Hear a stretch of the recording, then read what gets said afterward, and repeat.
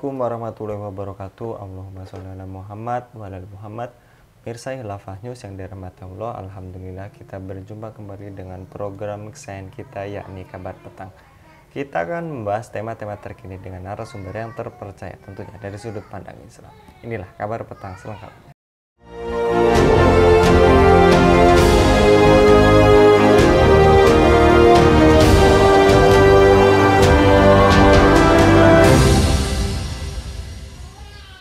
Panitia Kerja atau Panja Komisi 8 DPR RI menyepakati usulan penyelenggaraan ibadah haji atau BPIH untuk tahun 2024 sebesar 93,4 juta per jamaah. Hal tersebut merupakan tindak lanjut dari pembahasan terkait usulan Kemenak, yakni BPIH 2024 naik menjadi 105 juta rupiah. Angka tersebut bukan besaran biaya yang harus dibayar jamaah. Hal tersebut disampaikan Ketua Panja BPIH Komisi 8 RI Abdul Wahid dalam rapat kerja bersama Dirjen Penyelenggaraan Haji dan Umroh atau PHU Kemenak hingga Dirut Garuda Indonesia. Abdul menyebut usulan BPIH 90,4 juta rupiah jangan sampai mengurangi fasilitas dan pelayanan kepada jamaah. Usulan ini memberatkan bagi calon jamaah haji. Kebijakan pemerintah soal haji belum cerminkan rasa keadilan. Apakah KPK perlu audit khusus Badan Pengelolaan Keuangan Haji atau BPKH dan penggunaan dana haji selama ini? Untuk membahasnya kami terhubung dengan pengamat kebijakan publik Bung Agus Kiswantono. Kita sapa terlebih dahulu. Assalamualaikum warahmatullahi wabarakatuh, Bung Agus. Waalaikumsalam warahmatullahi wabarakatuh. Kabar sehat, Bung Agus? Alhamdulillah, saya sehat. Alhamdulillah. Baik, Bung Agus, lagi-lagi kita membahas tentang adanya usulan untuk BPIH naik dari yang tadinya diusulkan 104 juta menjadi 105 juta maksudnya, dan akhirnya menjadi 90,4 juta rupiah untuk tahun 2024. Dan apakah usulan tersebut merupakan ideal, Bung Agus? Ya, baik. Eh, Alhamdulillah kita bisa dan masyarakat mampu mengkritisi untuk jadi namanya regulasi itu kan ada masa di mana regulasi itu sebelum diimplementasikan itu ada nanti ada masukan, sanggahan maupun bisa jadi yaitu ada namanya identifikasi permasalahan. Jadi kalau melihat dari uh, terma atau term pembahasan ini, haji ini kan merupakan rukun Islam yang kelima. Ini yang harus dipahami oleh regulator. Jadi kalau sudah menyangkut ya rukun, ya rukun ini kan berarti apa yang menjadi kewajiban, ada syarat dan ketentuan. Tapi perlu diingat, ini adalah kewajiban Islam yang mampu. Tentunya saat umat Islam itu menunaikan kewajiban, salah satunya itu adalah ibadah haji ke tanah suci Mekah. Maka ya, regulator atau yang membuat kebijakan sejatinya dan harus punya kewajiban untuk memberikan suatu kemudahan. Baik itu sarana prasarana, termasuk di sini adalah terkait dengan masalah biaya yang terkait dengan ya, keberlangsungan untuk menunaikan kewajiban-kewajiban yang itu notabene adalah termasuk ya di sini ya diatur oleh negara yang itu notabene adalah kewenangan dari Kemenak secara operasional. Secara regulasi memang itu ada kaitan dengan ya penentu kebijakan, baik itu terkait dengan ya, baik itu terkait dengan optimalisasi atau optimasi ya bahasanya kan seperti itu ya. Tapi ada satu hal di sini ya, kalau ini terkait dengan masalah ibadah, maka jangan sekali-sekali memasukkan ya, unsur bisnis di mana ada supply and demand. Permintaan haji ini pasti akan sangat luar biasa dari tahun ke tahun.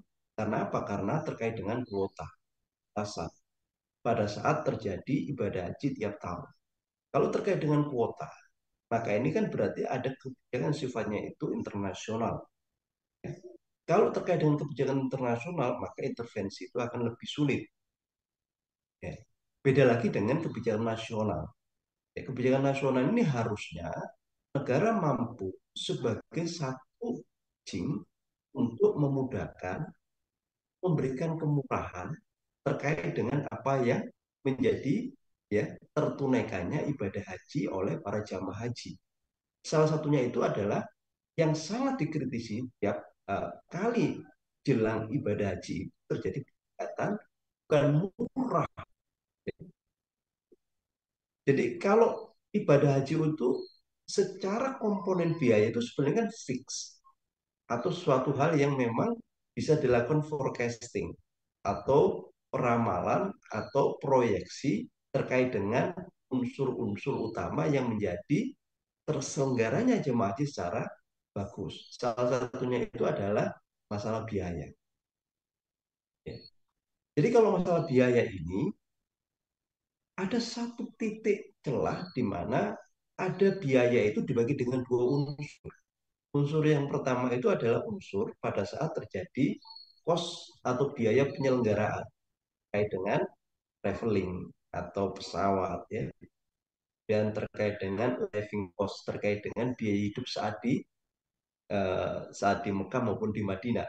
Yang ketiga terkait dengan pelayanan, pelayanan yang terkait yaitu ter, uh, ter, uh, apa itu konsolidasi dengan kepanitiaan baik itu lokal maupun di Mekah maupun di Madinah.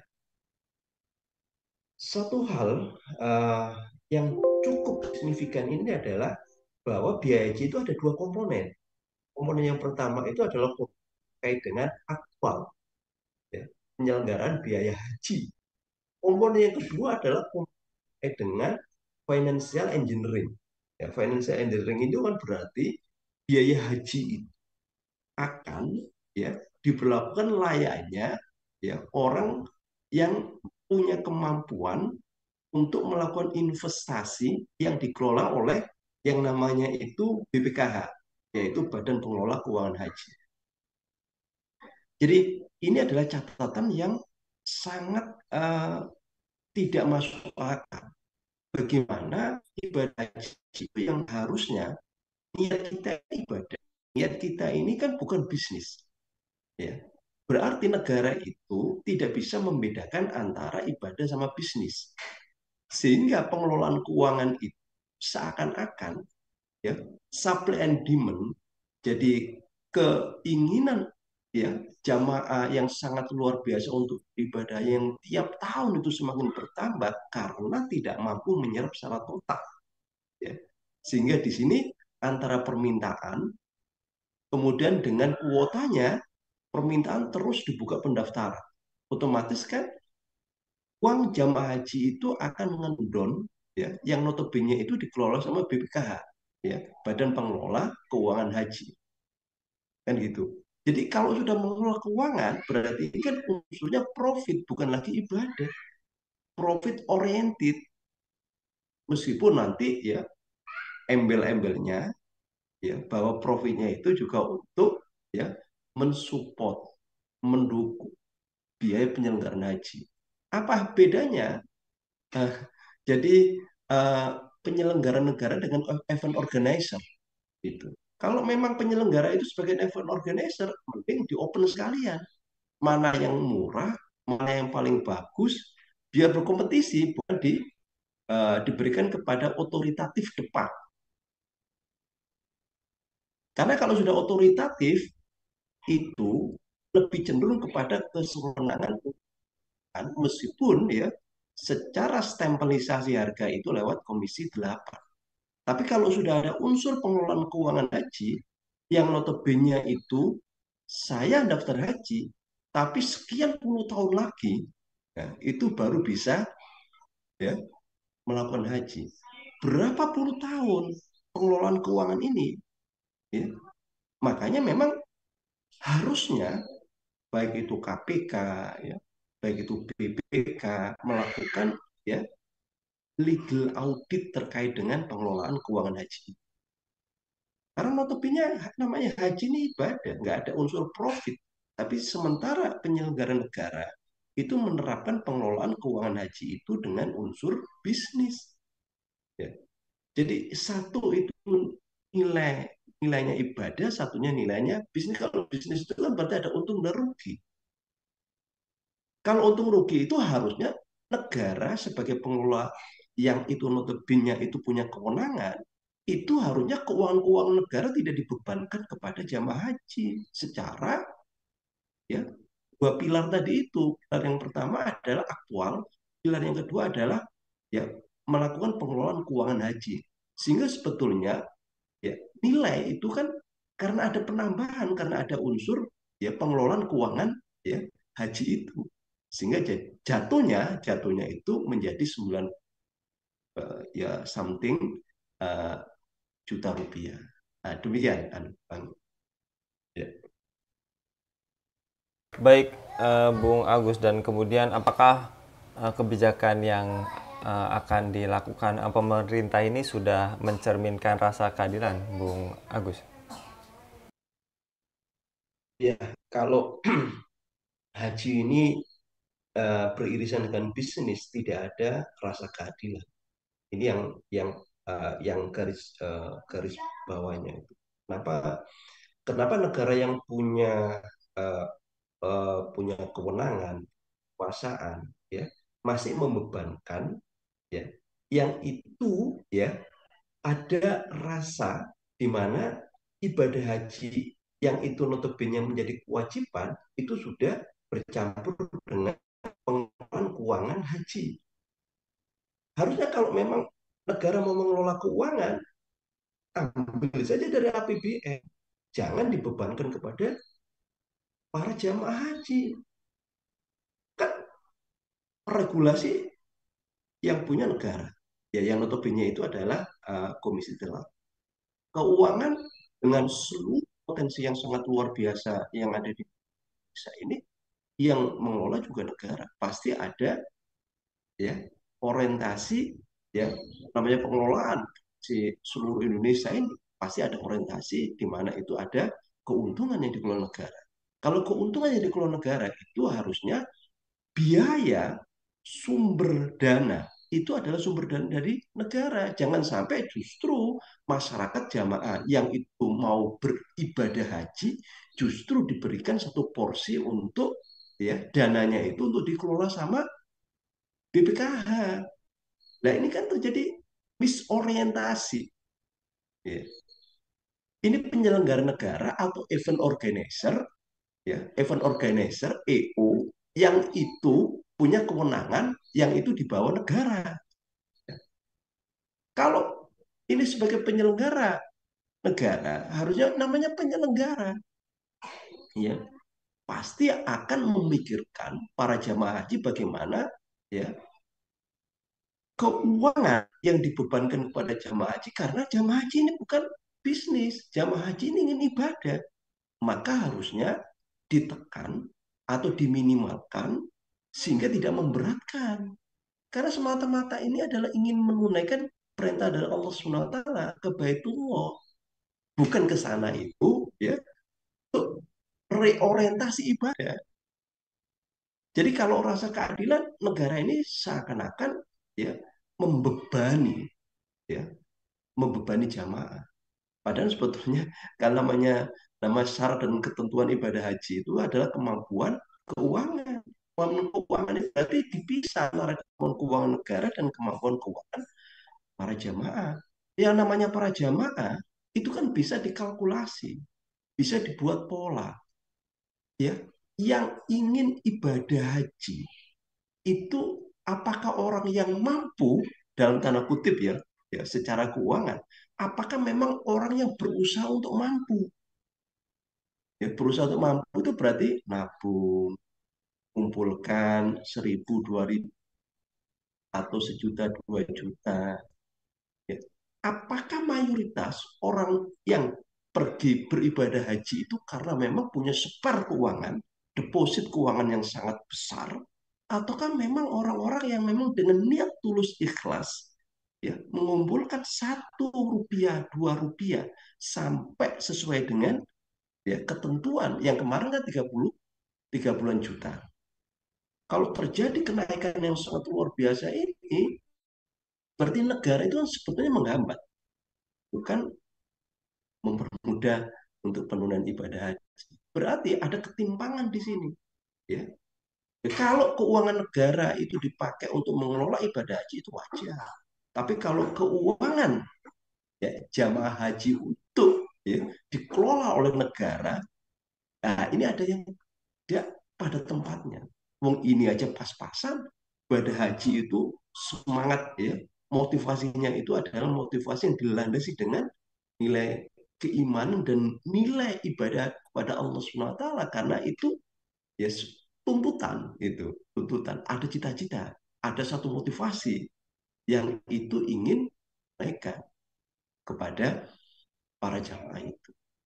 Jadi sehingga di sini kalau kalau negara yang APBN yang sangat wah fantastis ya sampai ribuan triliun ya dibanding dengan yang mengumpulkan ya jamaah haji yang justru itu memberatkan ya berarti ini ada satu apa itu satu kebijakan yang itu kebijakan tidak pro kepada jamaah haji gitu tapi justru memanfaatkan jamaah haji untuk ya menopang keuangan ya yang itu dikelola sama BPKH itu Badan Pengelola Keuangan Haji demikian.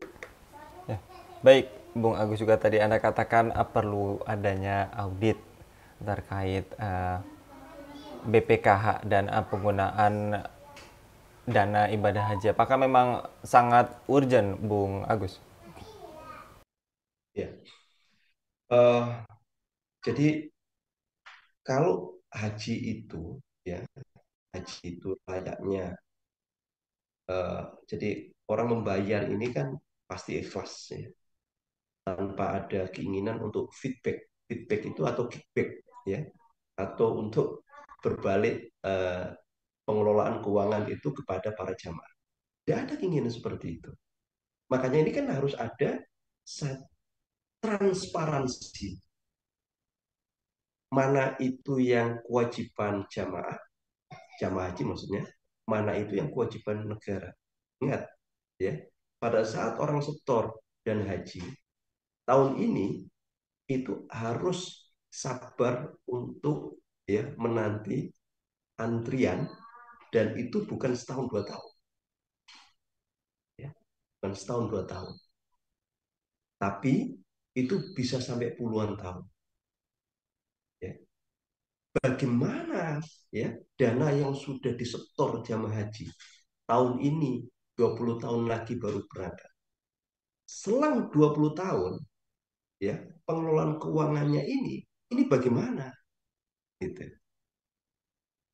ya padahal itu ya yang nilai nominalnya itu tanpa dinaikkan pun ya nilai nominalnya itu sudah pasti untung pengelola ini kalau itu ya berbalut dengan untung dan rugi kalau sudah seperti ini ya berarti BPKH itu harus melaporkan ya keuangan yang dikelola itu kepada kalau misalkan ya yang berangkat itu 1 juta orang maka dengan ya kewajiban ya dengan apa itu tanggung jawab di hadapan Allah Subhanahu wa taala kelak maka harusnya reporting keuangan atau financial reporting pengelolaan dana haji itu kalau memang yang dikelola itu 1 juta ya maka BPKH harus memberikan laporan keuangan kepada 1 juta orang padahal sebetulnya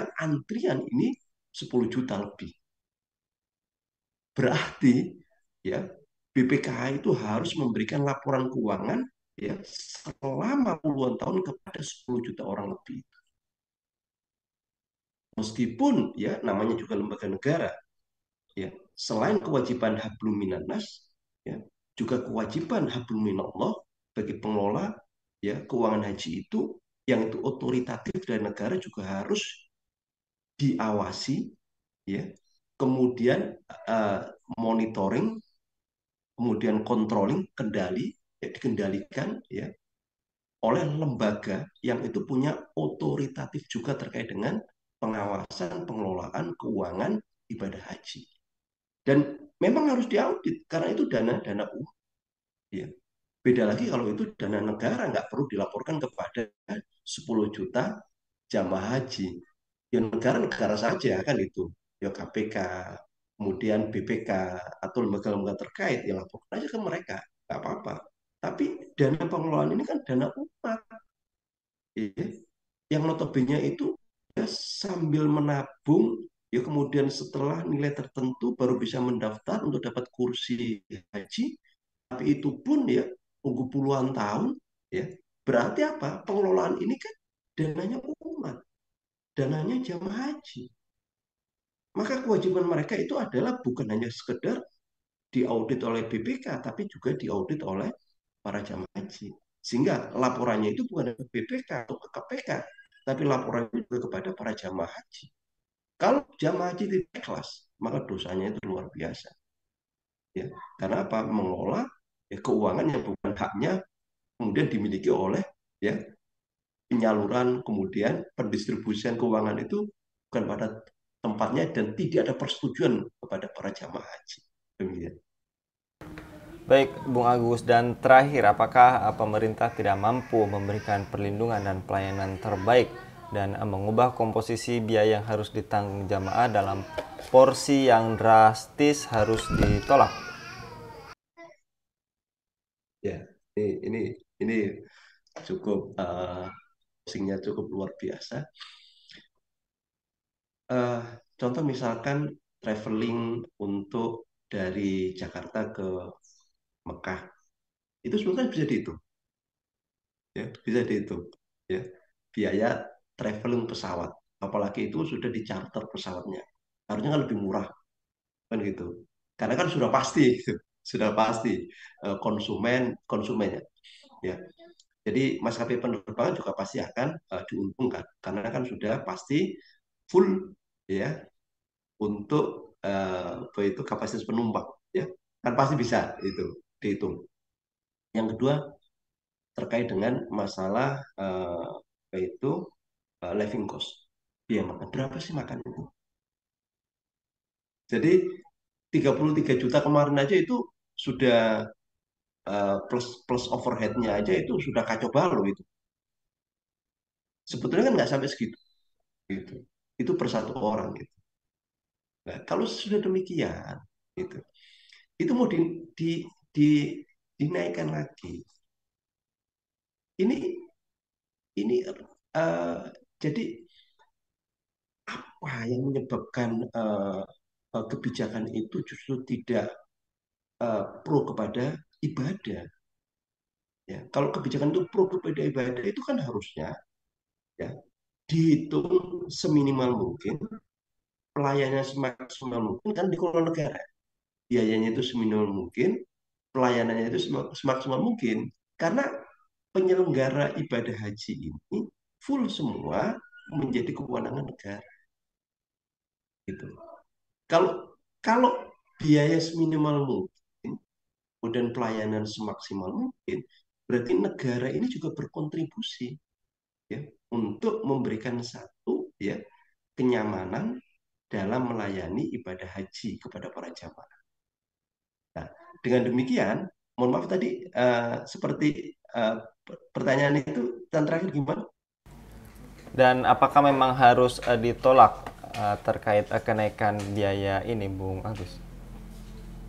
Ya, uh, kalau uh, secara manusiawi, secara kita sebagai komitmen sebagai seorang muslim harus ditolak. Ya, tanpa ada penolakan, berarti itu akan ada ya dari sekian juta jamaah haji itu yang akan ya terberatkan dengan biaya haji tersebut. Ditolak harus. Gitu.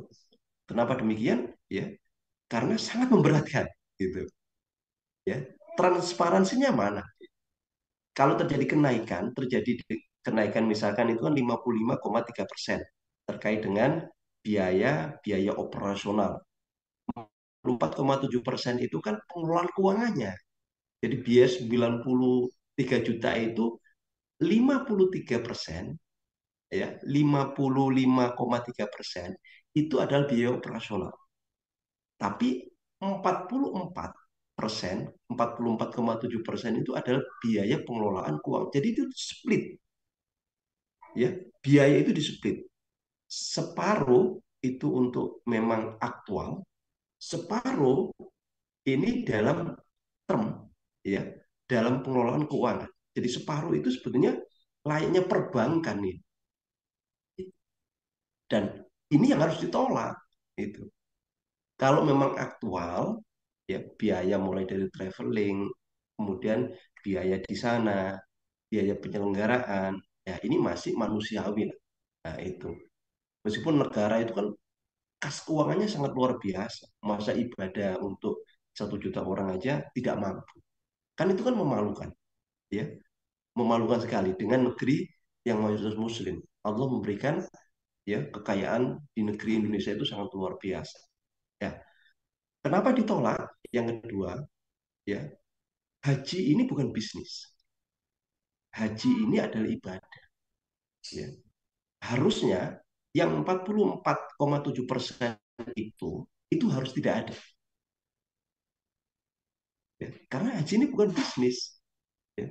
Kalau ataupun negara mau ya melakukan investasi subsidi di 44%, saran saya 44% itu ditanggung sama negara. Sehingga jatuhnya ini kan turun itu, ya dari yang disepakati itu ya silakan negara yang menanggung 44,7%, karena yang 44,7% itu kan yang lola jamaah, yang lola itu adalah negara. Harusnya itu menjadi tanggung jawab negara dong. Harusnya itu menjadi satu komitmen negara itu. Kalau sudah dihitung seperti itu, keuntungannya itu dihitung negara, ya nggak ada masalah. Ya, sehingga jamaah haji itu ya maksimal ya itu bisa diturunkan dari porsi prosentasenya itu. Nah kan kelihatan sudah itu. Ya, makanya ada dua hal tadi itu.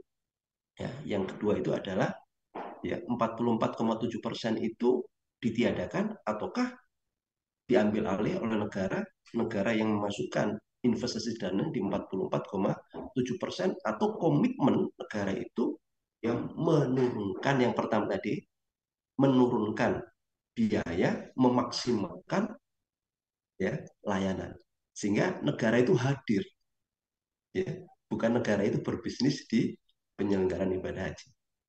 Demikian. Baik, jazakallah Bung Agus untuk kesempatannya pada kabar petang kali ini. Mudah-mudahan Bung Agus senantiasa dilindungi oleh Allah Subhanahu wa taala dalam setiap aktivitasnya. Demikian pemirsa Khilafah News yang dirahmati Allah. Jangan lupa untuk subscribe, like, dan share sebanyak-banyaknya. Semoga menjadi amal kebaikan bagi kita semua di dunia dan di akhirat nanti. Saya Anggi Suara diundur diri. Wassalamualaikum warahmatullahi wabarakatuh.